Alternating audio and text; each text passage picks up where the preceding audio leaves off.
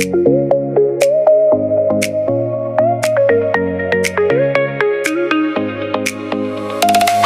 everyone, welcome to my blog. If you're new here, it's me Nyang. ဒီနေ့ကတော့ညနေပြီးတော့ productive ဖြစ်နေညကိုဘလို့စူးစမ်းပြီးတော့မနေ့ပိုင်းတစ်ပိုင်းလုံးမှာနေထိုင်နေဆိုတာတွေကို blog ရိုက်ပေးထားဖြစ်ပါတယ်။ဆိုတော့ဒီ blog လေးကိုဆုံးဖြတ်ချဖို့မပြရနဲ့နော်။ပထမဦးဆုံးအိယာနေလို့ချင်းမှာမျက်နှာတစ်ပြီးတော့လုံးဝကိုမှကြည့်လိုက်ပါဟောအချိန်ကတော့အိယာထားနောက်ကျသွားတော့အဲ့ဒီအချိန်ဖြစ်သွားပါတယ်။အိယာထားပြီးရနဲ့အခုသွားနေပါပြီ။ဘယ်ကိုသွားနေလဲဆိုတော့လက်ချကန်လုပ်ဖို့အတွက်အပေါ်ဆုံးထက်ကိုသွားနေပါတယ်။ရှုပ်ထုတ်လေသူကမပါမဖြစ်။ Heyဒီနေ့ကတော့လုံးဝမှာ very first time ပေါ့နော်။နေ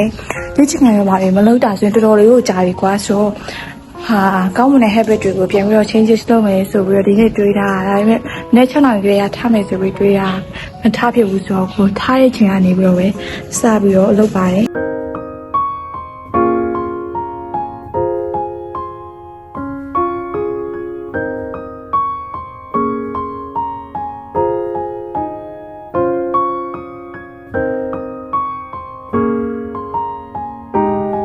လေ့ကျင့်လုပ်ဖို့အတွက်ပြစုံလဲပြပါပြီဆိုတော့ငိမ့်စတင်မဲ့ဟာလေးကို YouTube ကနေကြည့်ရဲ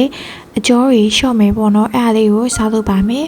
အယုံဆုံးအကျော်မလျှော့ခင်ငိမ့်ရပါမှမလို့ဖြစ်တာကြာပြီဖြစ်တဲ့အတွက်ကြောင့်မလို့လေးပြေးကြည့်မယ်ပေါ့နော်ဒါကြည့်လိုက်ပါအောင်ပြေးလို့လုံးဝမရပါဘူးသူကအတင်းငိမ့်ပါဖြစ်နေလဲပေါ့အဲ့လိုမျိုးသူထင်လို့လိုက်ပြီးတော့ပြေးနေရ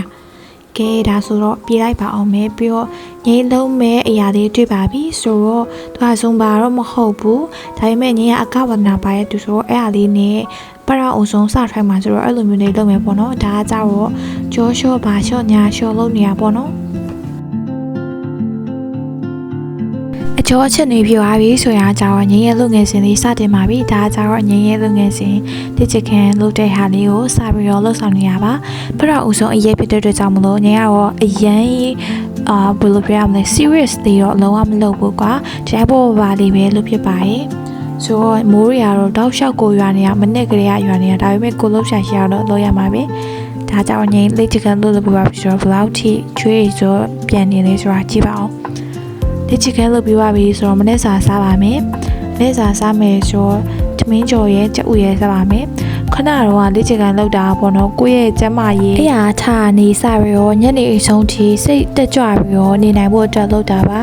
ဒါပေမဲ့ငင်းစီလေးတော့ short တက်တာပေါ့နော်ငင်းဒီတိုင်းကြော်ရင်းနဲ့စီရီကအရန်များသွားရပေါ့နော်ဆိုတော့လှုပ်လိုက်စားလိုက်နဲ့ပဲတတရားလဲနေတော့ငင်းက